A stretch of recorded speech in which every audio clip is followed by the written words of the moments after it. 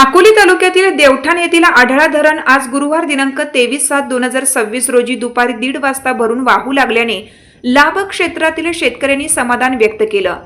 आढळा धरण ओव्हरफ्लो झाल्याने मोठ्या प्रमाणात पाणी आढळा नदीपात्रात झेपावले असून नदीकाठच्या शेतकऱ्यांनी व ग्रामस्थांनी सावध राहण्याचे आवाहन अकोले पाटबंधारे खात्याचे उपकार्यकारी अभियंता प्रदीप शेवाळे आणि संगमनेरचे उपकार्यकारी अभियंता योगेश जोरवेकर यांनी केलं आहे।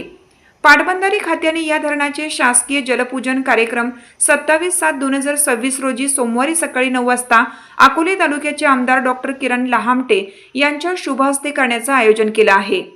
अकोले तालुक्यातील देवठाण, विरगाव, हिवरगाव, पिंपळगाव, गणोरे, डोंगरगाव तसेच संगमनेर तालुक्यातील जवळे, कडलक, धांदरफळ, पिंपळगाव, कोंझिरा, वडगाव, लांडगा, राजापूर, चिकणी, चिखली, निमगाव, भोजापूर व सिन्नर तालुक्यातील नळवाडी आणि कासारवाडी ही 2 गावे शेतीसाठी आढळा धरणाच्या लाभ क्षेत्रात आहेत।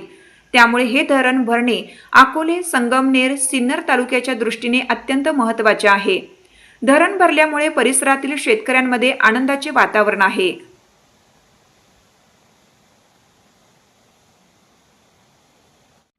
1060 MCFT असणारे आढळा धरण आज पूर्ण क्षमतेने भरले असून देवठाण, हिवरगाव, डोंगरगाव, गणोरे, पिंपळगाव तसेच संगमनेर तालुक्यातील काही गावे, सिन्नर तालुक्यातील काही गावे या ठिकाणच्या शेतकऱ्यांना आज आनंद झाला आहे।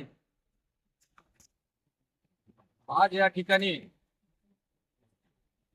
पाटबंधारे विभागाच्या अधिकाऱ्यांशी संपर्क साधला असता 500 क्युसेसनं या सांडव्यातून पाणी बाहेर पडत आहे।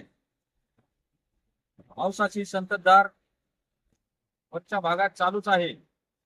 रात्रीतून या ठिकाणी